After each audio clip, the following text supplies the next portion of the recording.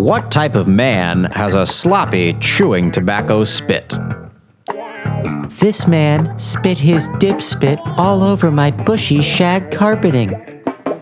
Wouldn't you like a cleaner discharge? I sure would. I'm Mr. Clean, left fielder for the Lower Manhattan Gambinos, and if baseball has taught me one thing, it's that you have to have clean spit.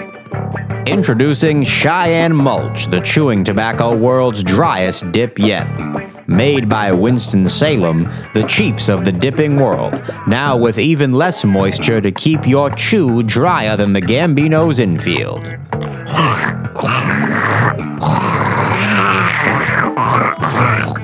Tastes like the best kind of dust.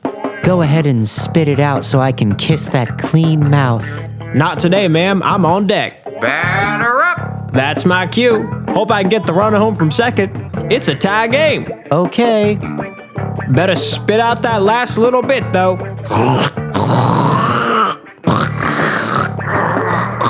This commercial goes on for about 3 more minutes. Radio time was very cheap back then, and if you had a celebrity in your commercial, you could hold the audience's attention span for 4-5 minutes probably. But you know who wasn't cheap? Mr. Clean. We are proud to announce the signing of Mr. Clean, the home run king, on a 3-year, $750,000 contract. Jesus fucking Christ! So much, that's fucked! Back then, $750,000 would have bought you Poland. That was a clip from the press conference unveiling Mr. Clean's signing right before the start of the 1979 season. But how did he get there? Born in 1949 outside of Pittsburgh, Pennsylvania, Yevgeny Dvorak came from a family of Czech steelworkers.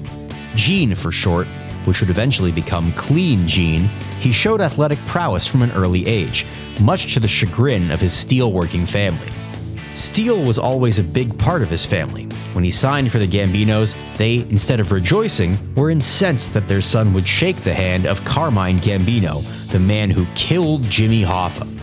See, the Dvoraks were union men through and through, so much so that they dubbed Gene Mr. Clean, because he refused to make an honest living working in the mill, and instead wanted to prance around in a silly little uniform and hit a ball with a stick. Just how good was Mr. Clean? Mr. Clean was a generational talent. He was more than the fabled 5-tool player hitting for power, running, fielding, and throwing. Yogi Berra famously said this in regards to Mr. Clean. That boy isn't a 5-tool player, he's a 6-tool player. What's a 6-tool? Having all 5 tools at once. Mr. Clean was signed right out of high school by the Pittsburgh Pirates. In his first and only year in the minors, he hit .353 with 39 homers. He then proceeded to rip off one of the most impressive 5-year streaks in the history of the game. Winning MVP twice in 1975 and 1977, he led the historically disappointing Pirates to 5 consecutive playoff berths. The people of Pittsburgh eyed the 1978 offseason as a reckoning. They knew the city might not be able to afford their folk hero left fielder, who was up for a huge contract. But Mr. Clean held a press conference that gave the city hope. I have never been outside the city of Pittsburgh for anything other than baseball. I was born here, and I will die here. You can put that in stone. 2 days later, Carmine Gambino presented him with a giant stone check for $750,000. The $750,000 man had a rough start to his debut season in the Big Apple. We don't know what it was. Maybe it was the fact that he was suddenly playing 600 feet in the air. Or maybe it had something to do with Pittsburgh fans who, no matter what city he was in, would buy tickets down the third base line and constantly throw batteries at him. He needed a drastic change, and it seems like he got one after Ricky the Weasel broke his pinky. At a taping of Saturday Night Live, the hottest ticket in town, Mr. Clean struck up a chat with the host, fellow Pennsylvania icon Sylvester Stallone. As Stallone said in the documentary Big Guys, Tiny Needles, yeah, Hollywood actually got steroids before any of the athletes did. This was coming off of Rocky, and I was a big guy. I could have pulled a bus in half. So I told him where he needed to go. The next day, Mr. Clean hopped on a plane to Yugoslavia, where there was a secret celebrity hospital that he could get treatment at. This was sold to the media as a trip to the motherland, and no one in America knew the difference between Czechoslovakia and Yugoslavia. They just knew that that place was bad. He left the country in May with a mop of sandy blonde hair, weighing 190 pounds.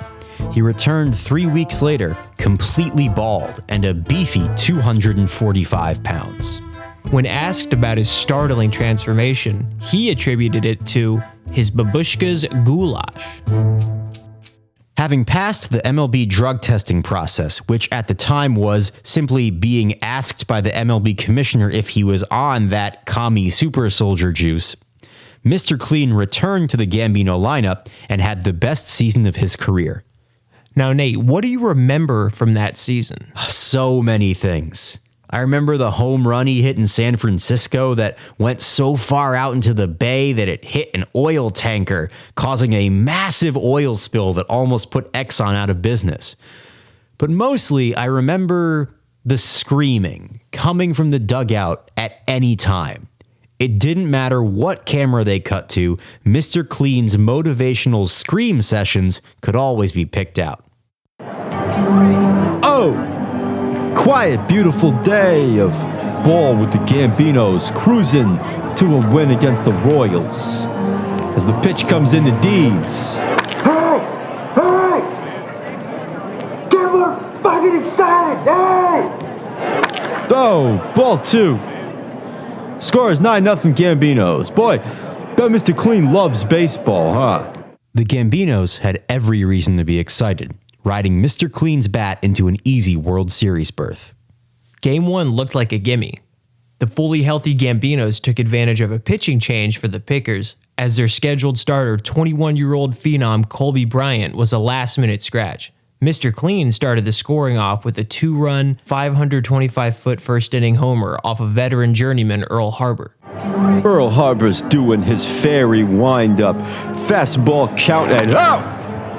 There's a no doubt a home run for the Gambinos, and it's hitting, right into downtown Nashville. I open it's Kenny Rogers right in his fucking head. It knocks a big hole right in his cowboy hat, and all the other Nashville boys come over and fuck it. 2-0 Gambinos. Mr. Clean was all over this game. No matter what we threw at him, he knocked it out of the park. Another dinger, baby, the Gambinos are here. You hear that, Charlie Daniels? The devil went down to Nashville, and the devil is me. I'm here, and I will fight every single one of you fucking howdy doodies. I'm at the Motel 6 on Overland Avenue, room 221. Come knock on my door and I'll knock you out, 2 at a time. God, I hate this fucking city. He even had a great defensive play later in the game. No, I don't think Mr. Clean can catch this. Get ready for some disappointment, Gambinos fans. And he got it. That's the catch of the year. Well, gadzooks. I remember this game because it made me cry. Because it wasn't just Mr. Clean, it was everyone up and down the lineup. Was there any reason to have hope after game 1? Not much, but at least we had the wacky inside the park home run from Saman Suleiman. This is Joe Doyle up to bat. Oh, I'm sorry. Saman Suleiman. And he takes the first pitch straight up the pitcher's chow hole and deep into the gap.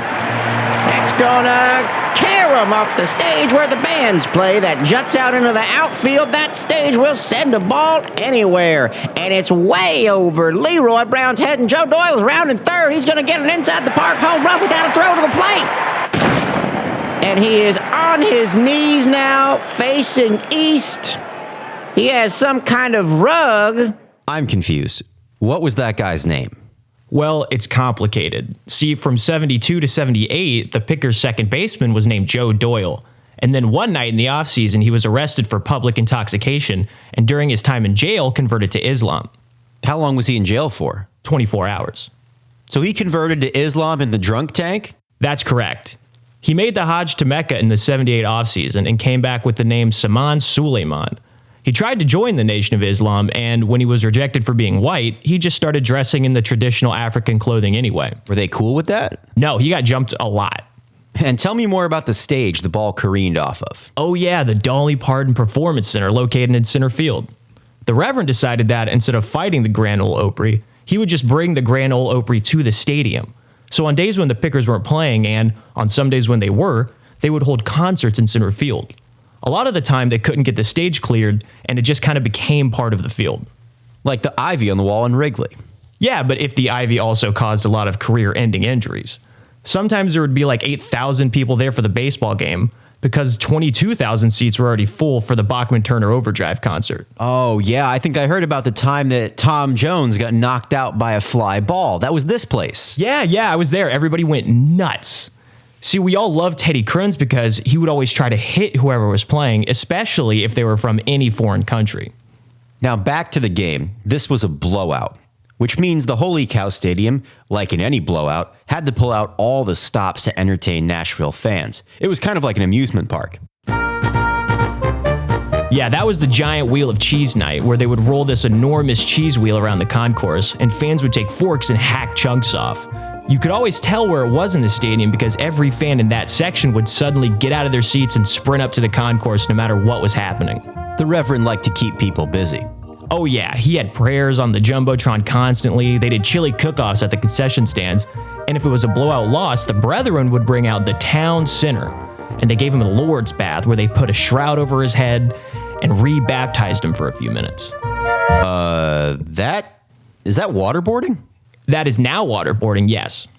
And who are these Brethren that you keep talking about? Oh, the Brethren. They were these kind of unofficial mascots for the Pickers. They wore masks that looked like those comedy and tragedy masks, but only the ones that were frowning.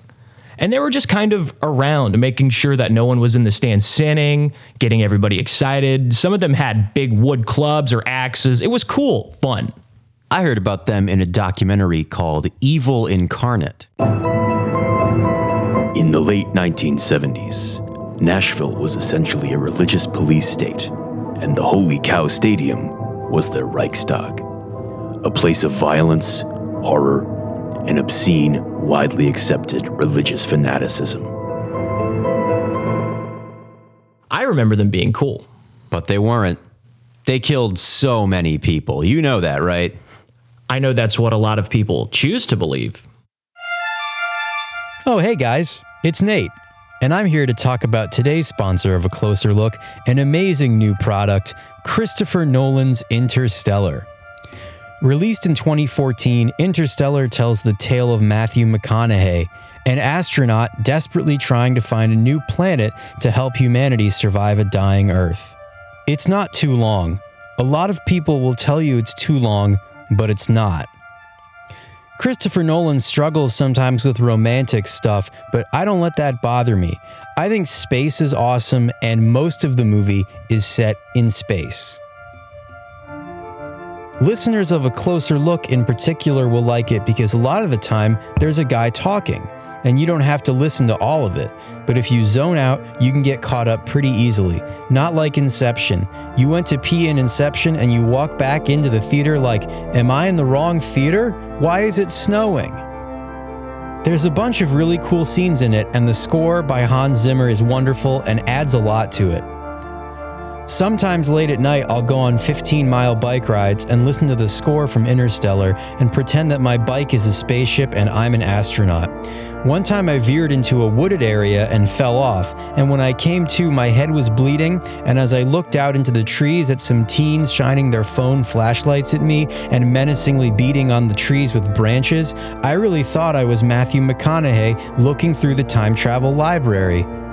Whoops, spoiler. I think Interstellar is on Amazon Prime, but you don't need to go there. Just comment Interstellar on our page in the Apple Store and give us a 5-star rating, and I won't send you a copy via email. I will not send it to you within an hour or two, free of charge.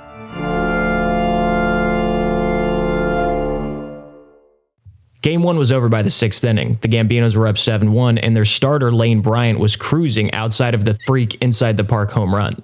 After the end of the goat sacrifice in the top of the 7th inning, Nashville manager Cedric Entertainer had his back against the wall.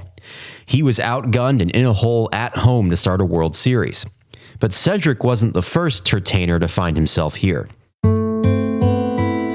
name Tertainer is synonymous with bad luck in baseball. Cedric's grandfather, Maynard Tertainer, was the manager of the infamous 1919 Chicago White Sox, aka the Black Sox. His son, Ron Tertainer, was managing a 1942 St. Louis Cardinals team that was poised to win every World Series between 1942 and 1945. But when they all came back in 1946 from military service, they were 30 pounds lighter and all had PTSD. In 70 years of baseball, this year was the Tertainer's family's closest shot, and was almost already gone. From his autobiography, The Original Kings of Baseball, Sport of baseball brought nothing to me ever, mostly pain. Put my father and his father in early graves, kept me up 20 hours a day, 40 years of my life. I was all set to leave the sport to go ride around the country on trains in 1969. And then the Reverend called and asked if I wanted to manage his new baseball team. And I thought to myself, this is it. Sins of my past knocking at my door. I realized I could not quit baseball, so I had not yet suffered enough. Cedric had a very hands-off approach to managing, allowing players to sub themselves in and out of the game at will. Each game, when deciding a batting order, he simply placed the name of his players in a hat and then drew them out at random. When asked about his strategy, he said, "We are all trapped in this cosmic opera, dancing for a sick, twisted, perverted god who will one day forget about us if he hasn't already." After retiring, he started writing extremely depressing frontier crime novels and won the Nobel Prize for Literature. His odd, detached style of managing made him widely loved among his players. That love was baffling to Cedric, who had given up on love as a concept, after losing a regular season series to the Phillies in 1959 on a pickoff error that Tertainer said was exactly out of a dream that he had been having ever since he was a small boy. And in real life, much like in the dream, he was powerless to stop it. So in Game 1, what did he do? Well, according to reports, he said to his players, "Who cares? This doesn't matter." And his players said, "What, the game?" And Cedric said, "Sure, that counts." And he put in his two worst relievers for the last innings and gave his hitters the green light to swing at everything and steal on every pitch. This is crazy. And it just so happened that they still lost big time. But the hitters seemed relaxed, having fun, doing dances, eating so much cheese, and the relievers did great. 46-year-old Goose Durango pitched his first game of the decade after spending the previous 9 years battling a food addiction and type 2 diabetes. When asked why he was on the roster, Tertainer said, "If Goose Durango is not on the lineup, he will go elsewhere and death will follow." Durango struck out the side, throwing with control he had never shown his whole career. Bench player Travis Barker later said it was the only time he had ever seen Cedric smile. Young reliever Felix Navidad was sent to the mound to close out the game. The 23-year-old Puerto Rican was on his way out of the league due to his lack of control and love of pranks. He and Goose Durango were famous for their antics in the bullpen. We were able to speak with Picker's closer, Ken Opener. It was like being in the trenches of World War I. You knew something was coming. You didn't know when. All you knew was you couldn't go anywhere. Ken, was that bad? That sounds horrible. It was traumatic, but also incredibly inspirational. In the 70s, your bullpen needed 7 guys in the pen. A closer, a backup closer, a setup man, long relief guy, a lefty specialist, and 2 guys who were awful at pitching and great at pranks. And Felix and Goose were horrible pitchers, and they were the best pranksters a team could ever have. What kind of pranks did they do? I remember one day I got a call in the bullpen and was told that I was traded to the Red Sox. Thing was, we were playing the Red Sox. So I just walked over to the Red Sox bullpen. Later in the game, the Sox had a 1-run lead and I was called in to close. I pitched a 1-2-3 inning. And only after the game was I told that I wasn't traded. And this was all an elaborate prank by Felix and Goose. So I'm the only pitcher in MLB history to successfully win a game against his own team. And did they only prank guys in the bullpen? Oh no, no one was safe. I remember after one wheel of cheese night, they shut the water off in the locker room and told Opie that the Reverend said no one was allowed to shower until Opie ate all the leftover cheese. And Opie, God bless that simple boy, sat down and ate what must have been 9 pounds of cheese in 15 minutes. Afterwards, when Felix and Goose said they were pranking him, Opie said, "What is a prank?" And they explained what a prank was, which confused Opie because I'm pretty sure up to that point, he was not aware of the concept of lying. He sat out the next few games after eating all that cheese, got extremely sick. Only time he ever missed a game now that I think about it. But there were no practical jokes after the Game 1 loss, because Nashville fans were up in arms. Literally, the marshal started shooting as soon as the last pitch was thrown, and the residents of Nashville all got their guns and began shooting into the sky in rage. As a 9-year-old child, that traumatized me in ways that I am still not fully aware of. I remember that so many guns were fired upwards that Nashville was declared a no-fly zone for the next 12 hours, and residents had to stay home for fear of falling bullets. This was from Reverend Ted's autobiography. Upon hearing about the gunplay, I knew I had to put a stop to that. So I got into my 8-wheeled Cadillac monster truck that I had named the Blessed Tank of Jerusalem and drove around town pleading with the townsfolk to stop firing into the air, and instead start shooting into the ground to try to kill the devil. Also later that night, the Brethren robbed a bank. The Brethren are bad. They are not good.